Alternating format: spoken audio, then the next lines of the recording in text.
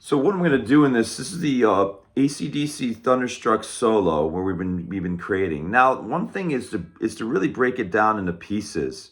So when I bring in that first section, the first measure into the second, you notice is that that's how fast it is. Now, it's really hard to do that, right away. So what I do is I usually say, hey, sectionalize it and just get little portions of it down first and then put it all together. So given that, we're going.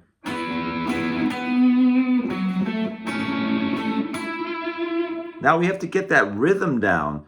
We have to make sure that the solo melody is correct. So given that,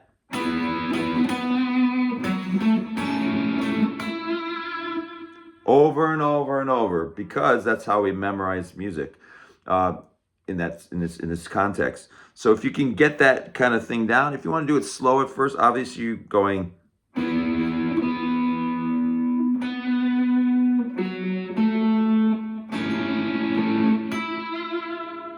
And there's vibrato in there. You see the little wiggly marks. So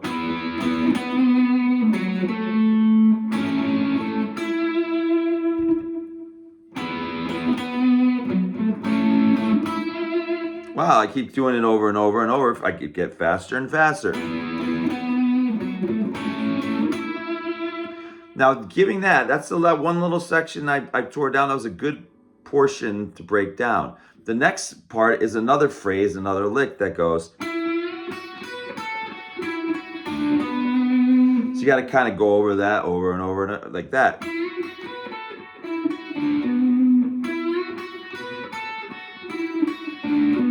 Now, what am I doing? I'm going downstroke, bend.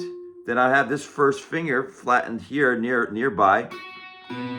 So I'm going down, down, up, down, up, down, up, down, down.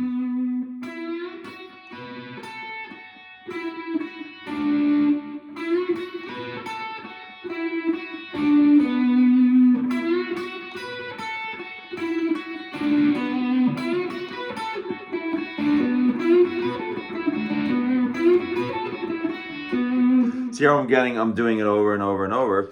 It gets me a little quicker at it in little increments. So given that,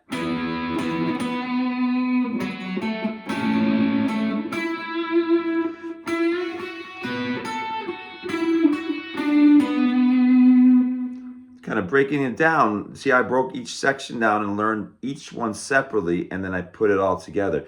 It takes time, but if you keep doing that kind of like practicing, I tell people it's not all about how often or how much you practice, but how you practice.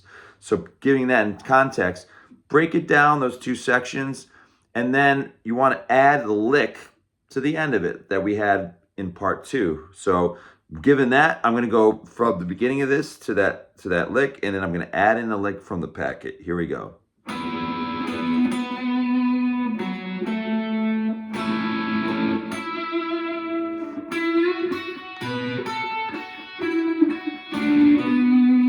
Now you can use your pinky on the 8 on that lick there if you want to do the 10 here, or you can use your third finger. It's really either way. So some people use like the third finger on the 10 there. Some people like to use their pinky. So as I break this down, I'm going to go through it one more time, nice and slow, with the lick in there.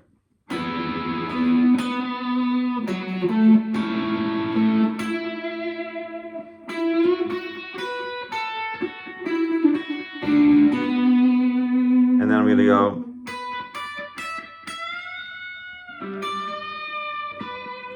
Now we are at the 10th fret and 12th fret, given we are on the key of the B key now, because this is first position, remember, pentatonic, and this is second position. So we're taking that lick, and that when I add it in there, and then I'm doing the shifting. Remember I sent you that stuff about shifting between the first and second patterns?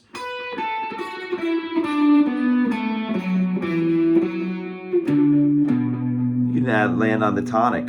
Everybody, when they solo, they usually have to resolve a beginning point and a resolving point.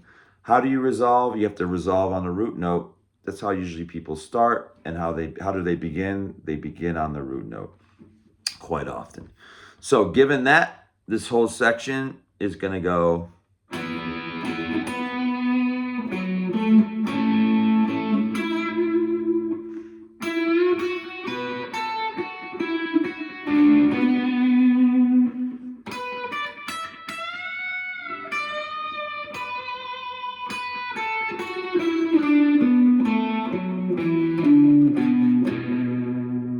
Now, if you want to take other licks, there's another one, right? We have the other lick that goes, which is you're sliding into the 11th fret, and then you can add, you can actually use the other lick with it. So a lot of this stuff you can combine. So, and then going.